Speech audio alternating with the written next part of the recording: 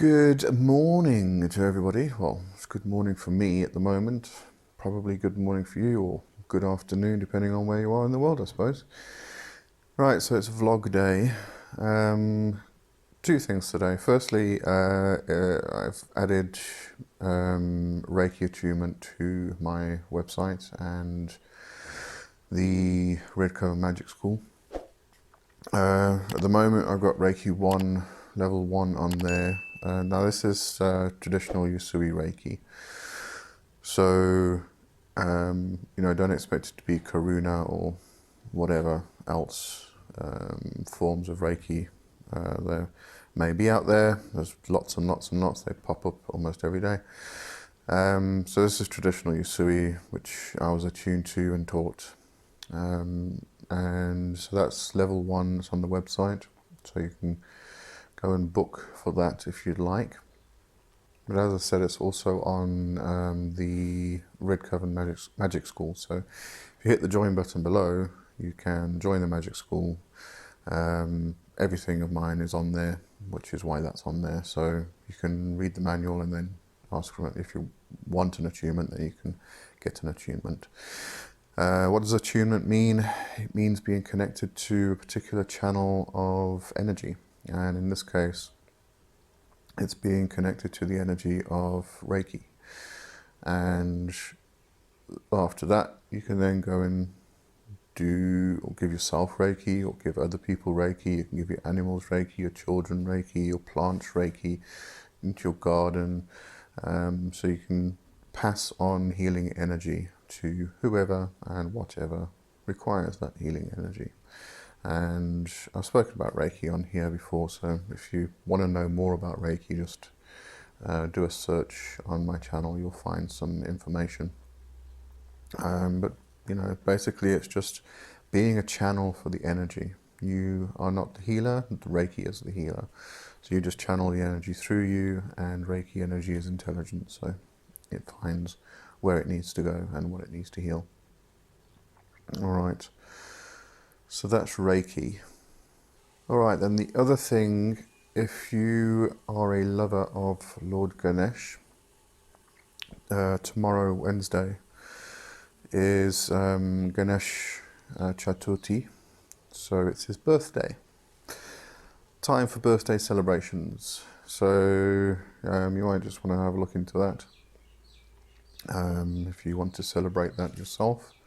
But I wanted to read a wee little story, so grab your cuppa and your popcorn and sit back.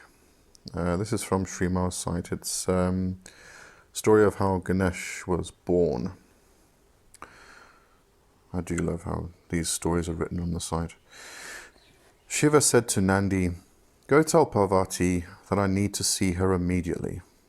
And Nandi came into Parvati's room and said, "Shiva is calling you." And Parvati said, "Oh my goodness, you came in here without even knocking. This is terrible. I need some help. I need someone who is going to protect me. Nandi works for Shiva. I want somebody who works for me." And so she took some sandal paste, and there are many versions of the story, and she molded it into a little boy, and she breathed life into it. And this little boy took on a human form, and she said, "Oh, I am so happy to have my own son, someone who will report to me, not just work for Shiva." So the son said, "What shall I do for you?" And Parvati said, "I'd like to take my bath in privacy. Would you stand outside the door and make sure nobody comes in?" He said, "Sure, Mum." So he stood outside the door, and of course Shiva came and said, "Why didn't Parvati come?" And so he came to see, and Ganesh was there, this little boy with a big club. And Shiva said, "Step aside, I'm going inside." And the little boy said, "Hey, no.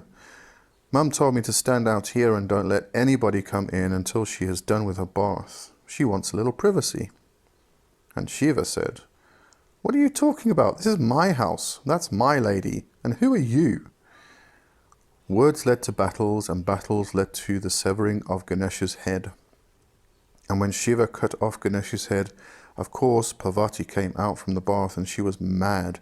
Parvati said, That was my son. I created him myself, and he was answerable only to me. In several versions of the story, Shiva sent Vishnu, who took his chakra and cut off the head of the elephant Airavat. Indra's elephant had been cursed to come down to earth, and in order to free Airavat from the curse and send him back to heaven, Vishnu cut off his head, and then brought the head and put it on the neck of the boy. With that, Shiva said, "Okay, your name is Ganesh, and you'll be the first one worshipped in any puja. You are the gatekeeper. You stand at the door. No one can enter into the door without bowing to wisdom. You've got to know what you are doing. If you don't know what you are doing, and if you're just trying without any system, it's not going to work. It's like sawing all the lumber before you measure. It just won't work. You've got to learn the system, and then you can enter into the door of the secret. So Ganesh is going to stand at the door."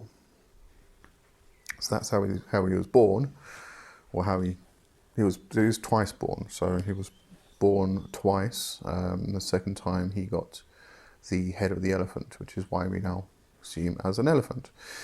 And also he is the gatekeeper. So if you are going to do worship to any of the other deities, then call Ganesh first and worship Ganesh first and last, actually. Swamiji actually explains it as him being the doorman. So if you enter a building and there's a doorman there, you say hello to the doorman. When you go in, you enter, you speak to everybody else. Then when you come out, you namaste doorman, namaste Ganesh, and you walk out. So you greet him and worship him as you enter before you start anything, and you thank him as you leave. So that is Ganesh, and as I say, it's his birthday tomorrow, so there will be fantastic celebrations. Okay, so that's my vlog for today. Thought I'd just mention that. I'm going to be making some of his favourite sweets today, modak, and offering them, and anyway, that's my celebrations, I suppose. Alright, so have a good one. Cheers for now, bye bye.